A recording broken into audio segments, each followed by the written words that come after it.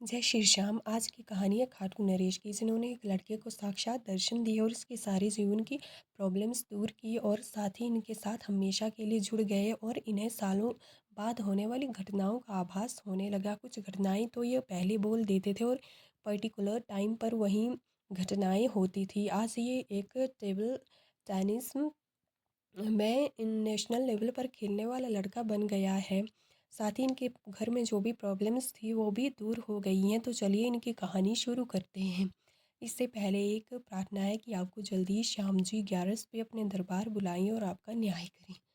जय श्री श्याम आपको और ज़्यादा खुशियाँ दे। यह कहानी है बागपत के रूपेश की, जो परिवार में सबसे छोटा है। तो सारे घर के काम भी इसे करने पड़ते हैं, जैसे बाज़ार से सामान लाना, घर में जो साइकिल बाइक कुछ भी वो सब किनारे लगाना, और घर में जो किसी को गुस्सा भी आया हो तो सब इस पे सुना देते हैं, क्योंकि छोटा है तो ये कुछ कह भी नहीं सकता है और सबकी बातें इसे सुननी पड़ती हैं।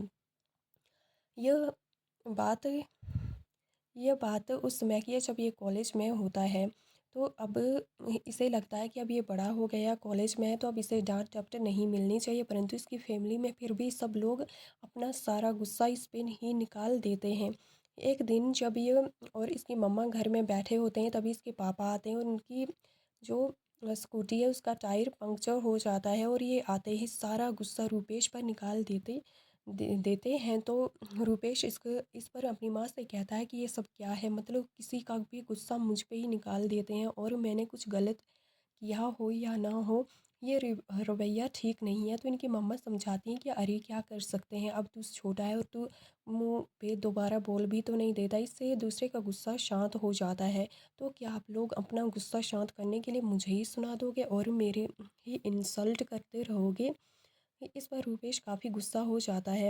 इनकी मम्मा समझाने की कोशिश करती हैं, परंतु ये और बातें सुनाता है कि कैसे दीदी को ये हर बात मानते हैं। जैसे उसे स्कूटी चाहिए थी, उसके लिए स्कूटी खरीद दी, और इसे इसके पास अभी भी एक खटारा सी साइकिल है। इसके चाचू के लड़के के पास एक बहुत बड़ी और प्यारी सी बाइक है, और इसके पास क्या है, ये कुछ भी मांगता है। ये लोग कुछ भी आप लोग कुछ भी तो मुझे देते नहीं हो, बस एक डांट डपट देते हो, और बाज़ार से सारा सामान लाना हो, घर के सारी काम करने हो तो मैं, वरना तो मेरी कोई हैसियत ही नहीं रखी है। तो इसके पापा गुस्से में कहते हैं तुम्हारी हैसियत है ही क्या, तुमने 10th बड़ी मुश्किल से पास की है, 12th में थोड़े ठीक ठाक नंबर आए तो थोड़ा अच्छा कॉलेज मिल गया, और उसमें कर क्या रहे हो, पूरा दिन यहाँ बैठे होते हो और ना पढ़ाई करना ना कुछ, इतने बेकार हो तो अंदर जाओ और पढ़ाई करो, उस पर अपना गुस्सा निकालो।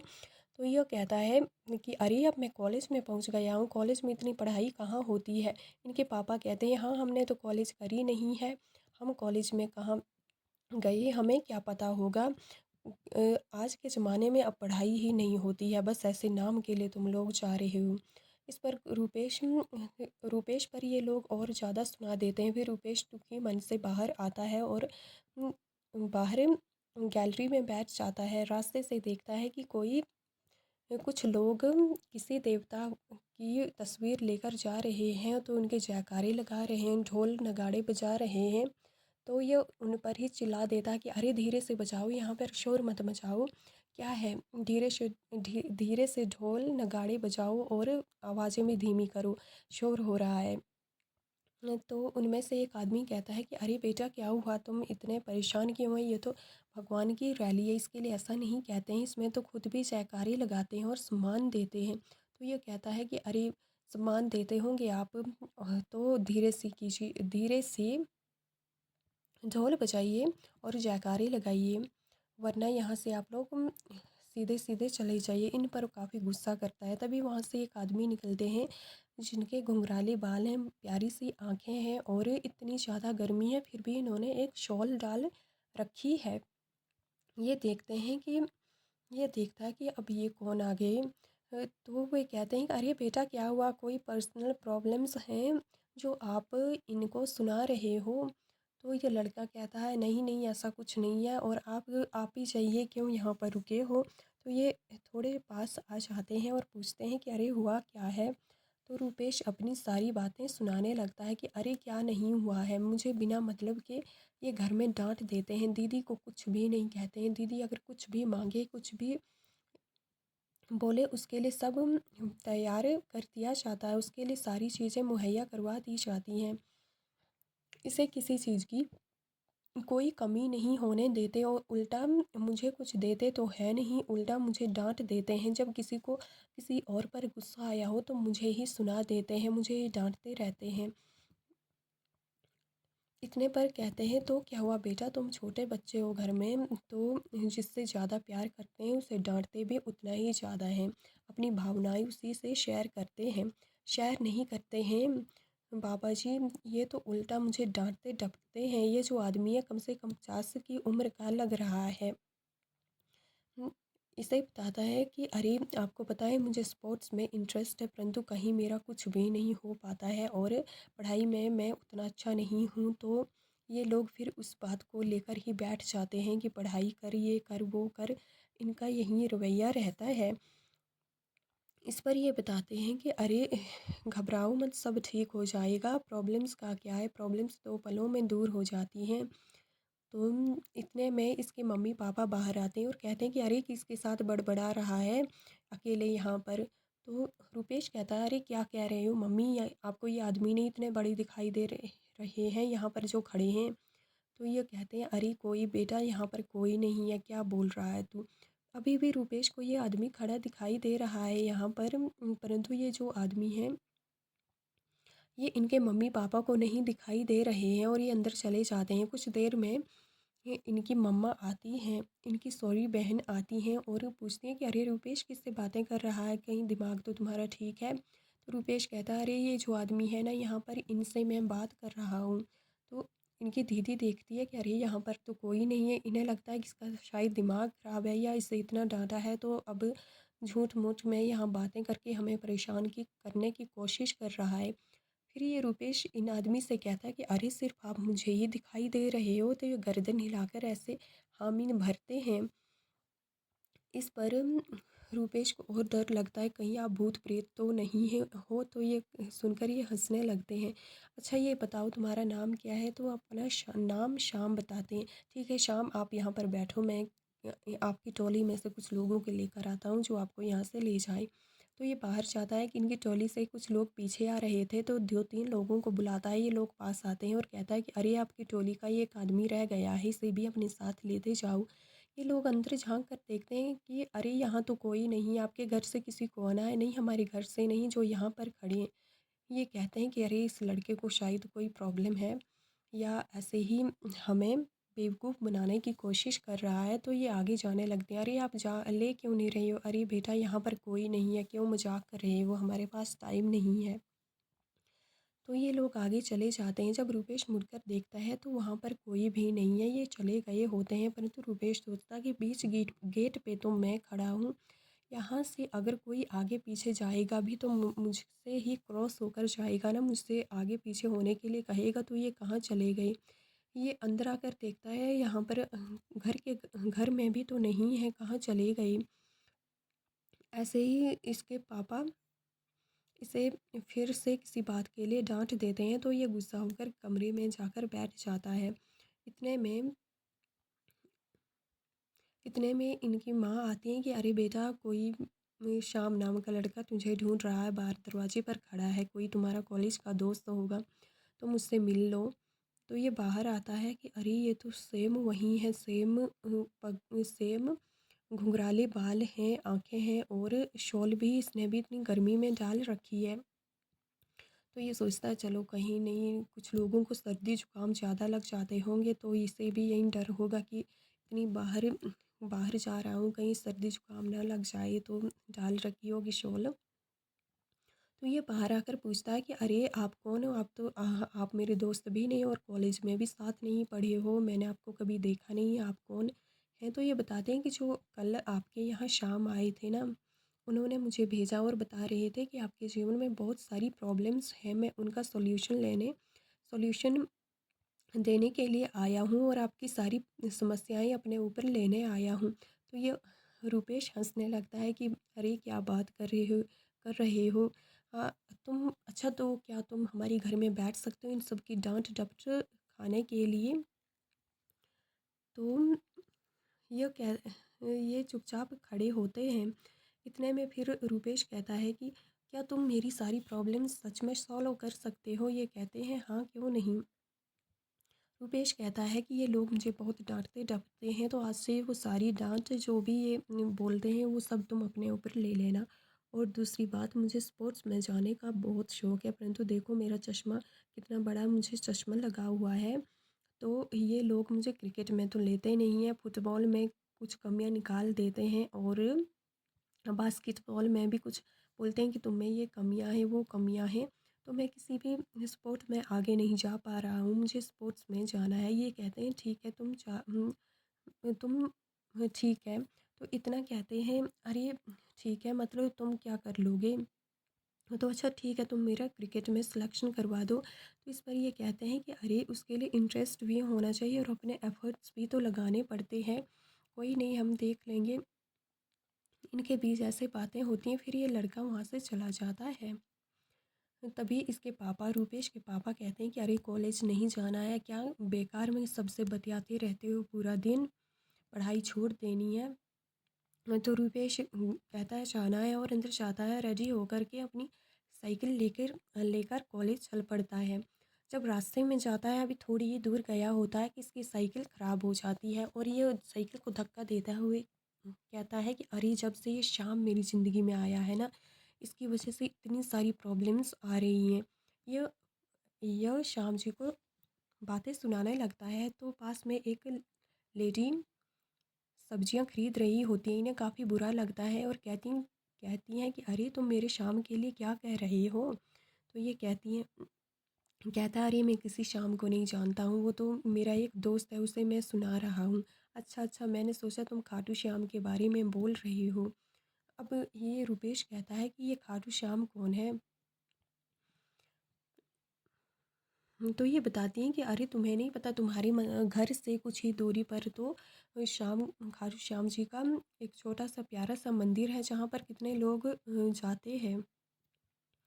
तो वह कहता मैं अभी जा सकता हूँ? ये कहती है हाँ अभी तो सुबह है, अभी इन लोग जा ही रहे होंगे। तो ये साइकिल यहाँ छोड़कर कॉलेज की बात दिमाग से निकाल कर वहाँ चल पड़ता और सोचता है क्या पता ये कोई भूत प्रेत का मंदिर हो और यहाँ से वो जो भी दो लड़के हैं वो आते हों। तो ये मंदिर में जाता है, पास के दुकानदार से पूछता है, उसे पूरा मंदिर खाली दिखाई देता है, वहाँ पर कोई भी नहीं और मंदिर बंद दिखाई देता है, पूरी तरह से खाली दिखाई देता है। पास में एक दुकान है, तो दुकानदार से पूछता है कि अरे ये खाटू श्याम का मंदिर है? तो ये कहते हैं हाँ यहीं है। तो ये इतना खाली क्यों है? यहाँ पे तो कोई ही दिखाई नहीं दे रहा, पूरा मंदिर खाली है। तो ये कहते हैं कि अरे पागल हो गया, इतनी भीड़ तुझे नहीं दिखाई दे रही है? इसे सच में कुछ भी दिखाई नहीं दे रहा होता और ये सोचता है कि ये लोग कैसी बातें कर रहे हैं, यहाँ पे तो कोई भी नहीं है। तो ये आगे धीरे धीरे आगे बढ़ता हुआ मंदिर में मूर्ति के पास पहुँच जाता है और इसे दिखाई देता है कि वहीं दो आदमी मूर्ति से बाहर प्रकट हुए और फिर उसी मूर्ति में समा गए। जब यह सब देखता है तो यह मूर्ति के पास जाने लगता है और तभी बहुत सारे लोग इसे पकड़ लेते हैं कि अरे क्या हो गया तुझे? मूर्ति के पास इतना नज़दीक नहीं जाते हैं, यहाँ से प्रणाम करो और जो बोलना है यहीं से बोल सकते हो।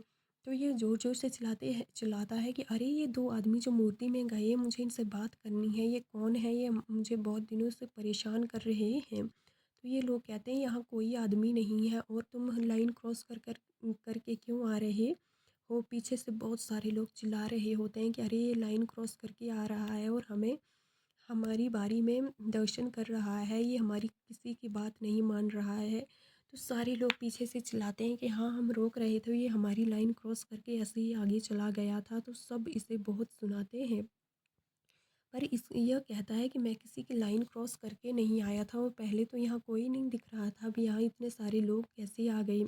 तो ये लोग कहते हैं कि हाँ सब दर्शन करने के लिए कुछ लोग ऐसे बहाने बनाते हैं कि दिख नहीं रहा है, चक्कर आ रहा है, कैसे कैसे बहाने बनाते हैं, पर तुम्हारा बहाना कुछ यूनिक है और तुम कह रहे हो कि तुमने किसी को देखा ही नहीं, क्या बात है? और ये कहता है ये सब छोड़ो, पर ये जो मूर्ति में 2 लोग समाहित हुए हैं, मुझे इनसे बात करनी है। तो पंडित जी भी हैरान हो जाते हैं और ये लोग कहते हैं कि तुम अब इतना बड़ा बहाना मारोगे, यहाँ कोई नहीं है, सिर्फ ये मूर्ति रखी है और यहाँ कुछ जो बोलना है, प्रार्थना करनी है, कर दो। पर ये नहीं मानता है कि ये लोग कौन थे, मुझे इनके बारे में जानना है। पंडित जी सोचते हैं कि इसका दिमाग कुछ ख़राब हो गया है या मेंटली कमज़ोर है या कुछ प्रॉब्लम है, तो कहते हैं कि कोई बात नहीं बेटा, फिर बात कर लेना और प्रसाद लेकर आगे चले जाओ। तो ये बाहर आ जाता है और सोचता है कि ये लोग मुझे बेवकूफ़ और पागल समझ रहे हैं, पता नहीं क्या हो गया है इन लोगों को। इसके बाद से इसके जीवन में बहुत सारी चमत्कार होने लगते हैं। इसके पढ़ाई में भी अच्छे मार्क्स आ रहे थे क्योंकि इसका कंसंट्रेशन बढ़ गया था और साथ ही से स्पोर्ट्स में काम मिल गया था। ये अब टेबल टेनिस में खेल रहा था। टेबल टेनिस में ये इतना अच्छा खेल रहा था कि अब ये नेशनल लेवल पर इसमें खेल में जाने वाला है। इसके साथ ही इसके जीवन में कुछ घटनाएं घटनी शुरू हो गई, जैसे इसे 3 साल बाद होने वाली बातें आज पता चल जाती थी। और जैसे कि इसने एक बार बताया था कि इसकी बहन की शादी 3 साल बाद होगी, वो भी विदेश में होगी और लड़का भी विदेश में रहेगा, तो ये विदेश में रहेगी। तो इस पर इसकी बहन और पूरा परिवार बहुत ज़ोर ज़ोर से हंसे थे क्योंकि इसे लगता था कि ये यहाँ पर पढ़ाई कर रही, इंडिया में पढ़ रही है, ऊपर से कभी विदेश के बारे में सोचा भी नहीं था। और मम्मी पापा भी आस पड़ोस में कहीं रिश्ता ढूंढ रहे थे, तो इंडिया में यहीं पे ही शादी होगी ना। परंतु इसकी शादी उसी तारीख को 3 साल बाद और विदेश में ही हुई। इसके बाद से इसका परिवार पूरी तरह से हैरान हो जाता है क्योंकि इससे बहुत सारी बातें पता चल जाती हैं। श्याम जी से सारी बातें बता देते हैं।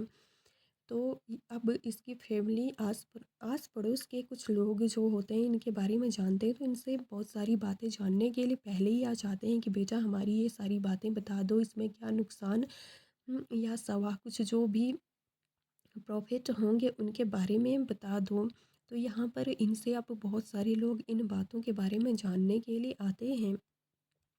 इतना ही नहीं, शाम को रुपेश को आज भी याद आता है कि एक बार इन्होंने शाम से कहा था कि इन्हें स्पोर्ट्स में जाना है और ये आज इतना अच्छा स्पोर्ट्स खेलते हैं, वो भी टेबल टेनिस, वो भी नेशनल लेवल पर। यह सब इसके लिए एक खुशी की लहर के समान है। ये घटना 2023 की है। यह अब और गेम्स में भी आगे जा रहा है और हर चीज़ का इसे पहले ही वैसे तो आभास हो जाता है, जिस कारण इसका घर में भी अब सब रिस्पेक्ट करते हैं, बार बार इंसल्ट नहीं करते हैं। रुपेश ने जिनको अपनी ये कहानी शेयर की है, उन्होंने भी अपने बारे में रुपेश से पूछा था, परंतु रुपेश ने कहा कि मैं सिर्फ उन्हीं लोगों को ही बताता हूँ जिनके लिए बहुत इम्पोर्टेंट होता है और जिनके बारे में ये आभास होते हैं। वैसे तो रुपेश को सबकी बातें पता चल जाती हैं, परंतु ये बहुत ही कम लोगों को अ, इन सब बातों के बारे में बताता है क्योंकि कई बार श्याम जी इन्हें अ, आदेश भी नहीं देते और कुछ बातें ऐसी होती हैं जो हमें नहीं बतानी होती हैं और कुछ ऐसी बातें होती हैं चाहे बुरी हो या अच्छी हो, हमें बतानी ही पड़ती हैं, वरना इसका प्रॉब्लम हमें ही भुगतना पड़ता है। जैसे कोई किसी के साथ कुछ घटना घटनी होती है तो पहले आगाह करना पड़ता है। अगर हम आगाह नहीं करते हैं तो ये घटनाएं हमारे साथ घटित होने लगती हैं। और कुछ अच्छी बातें होती हैं जो किसी को खुशी दे सकती हैं, तो ये भी बातें शेयर की जाती हैं। रुपेश इन सब बातों को ध्यान में रखकर ही अब बातें बताते हैं। इस प्रकार श्याम जी ने रुपेश पर अपनी कृपा की। आप पर भी शीघ्र और बहुत जल्दी और ज़्यादा कृपा करें। मैं जानती हूँ कि आप पर श्याम जी की बहुत अच्छी कृपा है और जल्दी ये और आपके जीवन में खुशियाँ लाएंगे और अगले 11 पे आपको जल्दी से अपने दरबार में बुलाएंगे और सारे प्रॉब्लम्स का लेखा जोखा देखेंगे। ऐसा कहते हैं कि जब भी कोई इनके द्वार पर खड़ा हो जाता है तब से यह सुनवाई शुरू कर देते हैं और जब ये आप इनकी मूर्ति के सामने पहुंचते हैं तब तो आपका फैसला सुना देते हैं। इसलिए आपको भी इनके दरबार जाना चाहिए, चाहे कितने भी प्रॉब्लम्स हो। और वैसे भी तीर्थ पे तो हमें जाना चाहिए, हमें जीवन के 1000 खुशियाँ मिलनी शुरू हो जाती हैं। साथ ही हम जब घूमने फिरने जाते हैं तो दुनिया से मिलते हैं, दुनियादारी देखते हैं और ज़्यादा समझ विकसित होती है। साथ ही घूमने फिरने से नए अंदाज से जीना भी सीख जाते हैं। जय श्री श्याम। आपकी जो भी प्रॉब्लम्स हो, अब की बार तक श्याम जी सारे सॉल्व कर दें और आपके जीवन में जितनी खुशियाँ हैं उन्हें दुगना करके आपको लौटा दें। जय श्री श्याम।